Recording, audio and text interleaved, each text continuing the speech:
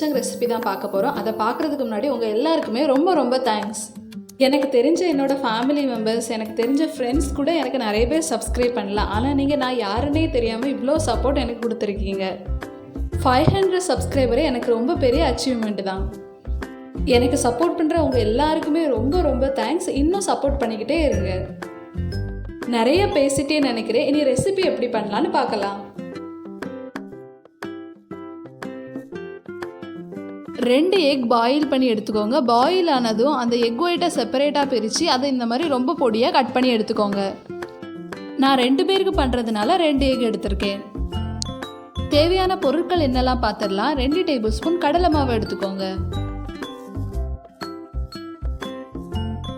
பொடியாக கட் பண்ண மல்லி இலை, 4 பல் பூண்டு, 2 பச்சை மிளகாய் எடுத்துக்கலாம். மிளகாய் தூள், மஞ்சள் தூள், தேவையான அளவு உப்பு எடுத்துக்கலாம். 1 டேபிள் ஸ்பூன் நல்ல மிளகு எடுத்துக்கோங்க. ஒரு பெரிய வெங்காயத்தை இந்த மாதிரி ரொம்ப பொடியாக கட் பண்ணி எடுத்துக்கோங்க. 2 டேபிள் ஸ்பூன் கார்ன்ஃப்ளவர் எடுத்துக்கோங்க. நாம் இந்த டிஷ்ஷில் முட்டை சேர்க்கறதுனால நமக்கு பெருங்காயத்தூள் தேவைப்படும். இவ்வளோ இன்க்ரீடியன்ட் தான் இந்த டிஷ்க்கு தேவைப்படும். இனி எப்படி ப்ரிப்பேர் பண்ணலான்னு பார்க்கலாம். ஒரு க்ளீன் பவுல் எடுத்துக்கோங்க. அதில் கட் பண்ணி வச்சுக்கிற எக் ஒயிட்டை ஆட் பண்ணிடலாம்.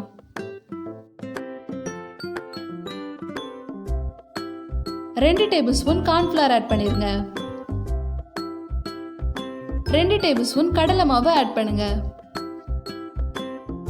உப்பு, மிளகாய் தூள், மஞ்சள் ஆட் பண்ணுங்க.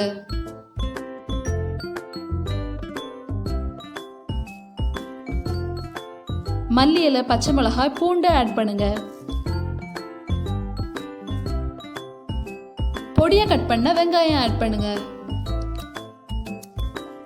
நல்ல மிளகு ஆட் பண்ணுங்க. ரொம்ப கொஞ்சமா பெருங்காயத்தூள் ஆட் பண்ணுங்க.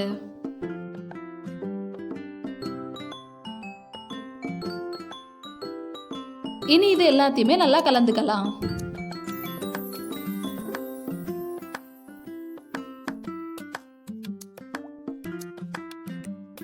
இப்போ இதுல முட்டையோட மஞ்சள் கருவை ஆட் பண்ணிடலாம். தண்ணி எதுவுமே ஆட் பண்ணாம இந்த மாதிரி நல்லா மிக்ஸ் பண்ணி எடுத்துக்கோங்க. இனி இதை ரொம்ப குட்டி குட்டி பால்ஸா செப்பரேட் பண்ணிடலாம்.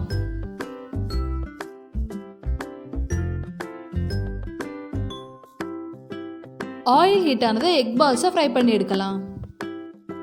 நான் இன்னைக்கு கடலை எண்ணெய் யூஸ் பண்ணியிருக்கேன். கொஞ்சம் கொஞ்சமா போட்டு ஃப்ரை பண்ணி எடுத்துக்கலாம்.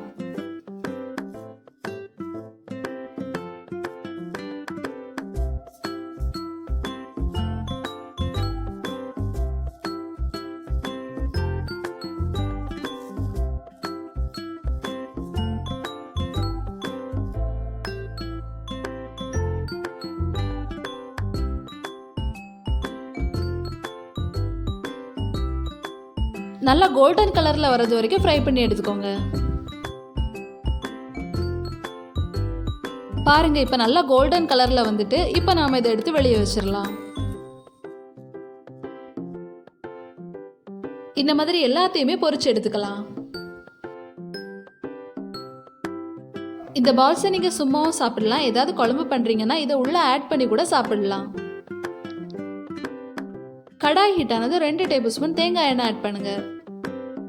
2 தக்காளியை இந்த மாதிரி நல்லா அரைச்சி எடுத்துக்கோங்க. அரைச்சி வச்ச தக்காளி பேஸ்ட்டை நாம இதில் ஊற்றிடலாம். 1 டேபிள் ஸ்பூன் சுகர் ஆட் பண்ணுங்க. பிஞ்ச் ஆஃப் சால்ட் ஆட் பண்ணுங்க. Pinch of chilli powder add பண்ணுங்க.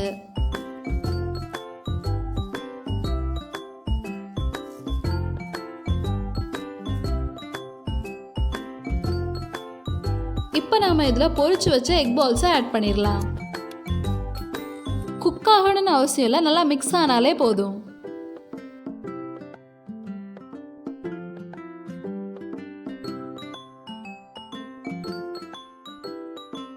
நம்மளோட எக் சங்க் சூப்பரா ரெடி ஆகிட்டு.